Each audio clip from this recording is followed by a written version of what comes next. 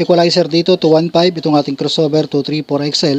So kung ang tinutukoy nyo idol ay connection dito mula sa ating equalizer papunta rito sa ating crossover, so mayroon tayong dalawang connector na pwede magamit dito sa ating magiging connection dito, itong ating crossover at saka equalizer dito. So mayroon tayong dalawang output dito mapagpilian sa ating equalizer to crossover, ano. Itong una nating connector dito, dual mono TS sa dual XLR male. So output tayo dito sa ating equalizer, channel 1 at saka channel 2. TS output ang ginamit natin dito. Tapos itong dual XLR male sa input ng ating crossover dito, channel 1 at saka channel 2. Ayan.